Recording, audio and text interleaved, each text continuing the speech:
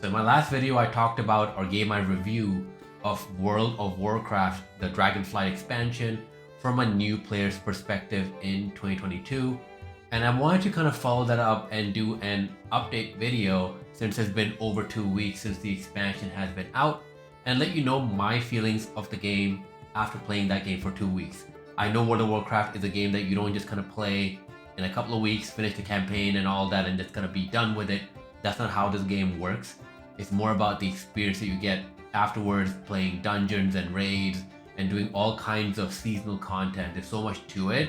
So I want to kind of follow this up and just kind of discuss and talk about my feelings about the game at this point of time. So now I am with my monk, level 69. I'm very close to being level 70. So I'm almost there. I have not gone back to my druid as of yet. I will go back at some point, and I also want to do another character at some point. But right now, obviously the focus is my monk. And with my monk, I have kind of done quite a bit, a lot of dungeons, have made my way through the campaign quite far. Although I've done a lot more dungeons because I was playing with my friend Trevor, who has been a regular on the podcast as well. And because of that, we've been doing a lot of dungeons together, and kind of it gave me a taste of what that experience is actually like. Now, obviously you'll see some gameplay going along with this video. It will be of the Nokud Offensive dungeon. And I've done this dungeon a couple of times, so it's not my first time doing it. Although I do die a few times, which is expected because, you know, I'm still learning. I'm still kind of getting the hang of it. But it is a very fun dungeon, and it was also attached to a story element as well, which gave me a lot of XP later on. So that will be kind of playing the background, but that's kind of going to be my focus, I guess, of this whole video. It's kind of explaining to you what that is actually like, because so far, my experience, and even in terms of getting new players in, it is just to play World of Warcraft as is, you know, playing through the campaign and doing the side quests and just leveling up, and that's it. Dungeons and Mythic dungeons and whatever Mythic Plus, all those dungeons and raids, that is kind of the bread and butter almost of the end game content, or just kind of the thing that a lot of World of Warcraft players look forward to.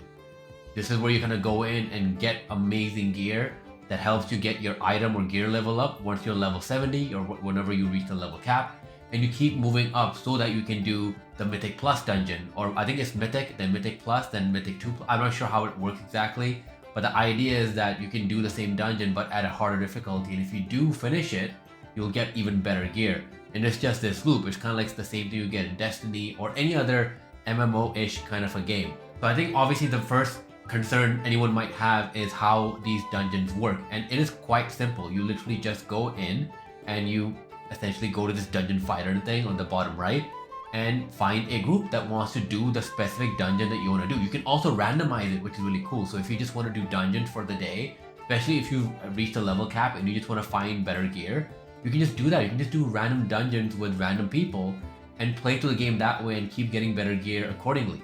So depending on the type of player you are, if you're playing a tank or DPS, if you're playing a healer, if you're playing, what else is there? Whatever the other stuff is, but basically if you're depending on what you're playing, it might kind of take you a while to find a group, as opposed, and in some cases actually you might find a group really quickly. So in my case, it didn't take too long. I just have to kind of wait a couple of minutes or so. But usually it's kind of been like that, but there might be times where it might take you a while depending on the type of class and the type of character you're playing to find a group. At this moment, I don't think that will be a huge issue, mainly because everyone is playing this game, so you'll find someone to kind of play the game with. With Balfour Azeroth, I remember when I was trying to find a dungeon or a group to play with, I was not able to find anyone for like 15-20 minutes, and it makes sense because that is 2 expansions old. So if you're going through older expansions, I will say that it might be harder to find a group for a dungeon. At that point, you might have to like look online or get someone else to play with you. Or you know what, message me, let me know and I can kind of jump on with you and play through some dungeons with you as well. But it is a little harder to find dungeons when you are playing the older expansions.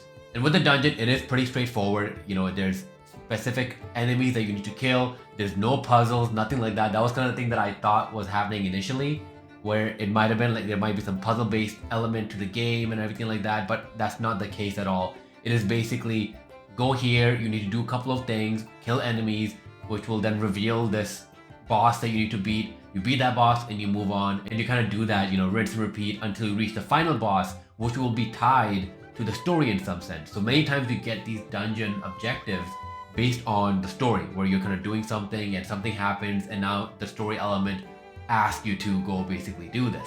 So I know that might sound, kind of very basic, but when you are playing it, in my case, playing as a DPS monk in this game, it was actually such a fun experience, because in this dungeon you have a healer that constantly keeps healing me because they know that I'm doing all the damage and I'm taking a lot of hits. At the same time, you have the tank who is kind of bringing this enemy towards them. You might have a hunter or another class, someone that's playing something else, who might be doing damage and also kind of adding or buffing you in some sense at the same time. It's just a cool way to kind of play with multiple people, and it honestly is such a cool collaborative way of being able to play a game. And it's also really cool to kind of learn the various things about the game. I never knew about this thing which would cause fear, and it's not a part of this dungeon, but another dungeon where an enemy would do something which will cause fear, and it would just automatically make your players start running in random directions, so you have no control over that. And depending on that fear timer, you might be running into another mob or another set of enemies, and that might get you killed. And it's cool to kind of learn that, oh, that's what this enemy does, and this is when this enemy does it, and if I hit a certain attack move, I can interrupt it so the enemy doesn't do that fear move. It's kind of it is very puzzle based in that sense, in terms of how you interact and fight enemies. Now, besides the dungeon, and I'll let the gameplay kind of keep on going as I talk about this, the other thing about the game is in terms of the story. Now, I am pretty far into the story. I think I just have another area, maybe another chapter or so. I don't know how it's kind of defined, but yeah, I think it's chapters. But I have another chapter or so kind of left. And the story has been really great. They have really cool cinematics and cutscenes. At the same time, the kind of drops that they give you to kind of lead you to the next mission type or mission area is done really well. It's actually done a lot better than what I've seen in Battle for Azeroth, which was kind of recent-ish expansion, where at one point I had no clue where to go. I had no clue what the next mission type was, or where I need to find the next campaign mission. Whereas in Dragonflight, if you, let's say, don't have that campaign mission on your quest tracking thing, it will literally tell you when you go to your quest log that, hey, this is the mission that you need to accept to continue the campaign. So I really appreciate that. At the same time, having played the Wrath of the Lich King expansion and also the original World of Warcraft classic version, I do appreciate how each area kind of works in terms of pushing you through, getting you into that area so you can fight those specific enemies, do specific quests there, level up, and then move on to the next area. It worked a lot better, at least for new players like myself, to kind of get used to that and not be so worried about going in random areas in the world. And the world traversal in this game is pretty awesome, especially with the dragon riding, and I'm trying to level my dragon riding up, but it is quite awesome, and it is something that honestly is it just makes the game seem so much more spacious and bigger and more enjoyable. And I kind of do like that, because it kind of really sets this whole thing in your mind about this actually being a lived-in world. There are areas or parts in the world when you're dragon riding and you see just things and people playing the game, and AI or NPCs and stuff, they're all kind of living in their village or doing this or doing that. It just makes it all feel so lived in. At the same time, it also makes it feel so lived in by the players. I do plan on doing the raid if possible. I'm gonna rope in Trevor and Sebi to play this game with me and play the raid, and hopefully we can get some more people to do it with us. So I'm kind of looking forward to that once I'm done with the campaign. I have installed this on my Steam Deck, so I'm looking forward to kind of playing this whilst I'm on my holiday. But at the same time, this game has really it is honestly one of my favorite games of the year. I know it's an expansion, but looking back in terms of the time I've spent with World of Warcraft, the enjoyment that I've gotten from this game, it is up there. It is really high up there with Elden Ring and God of War and all that. I've been really, really enjoying this game. I can't recommend this game enough. And 2 weeks in, it is still amazing. I am enjoying it a lot. I'm probably played maybe 15, 20 hours, maybe more. I haven't actually tracked it. I should definitely check that. But I have played quite a bit of it. And again, I think I'm going to reiterate this for any new player out there that's interested in this game. You will not be disappointed. Getting into this game now, you have so much to explore, so much to do. And if you just jump in straight into Dragonflight, you will have such an enjoyable experience. You'll find groups to do dungeons with.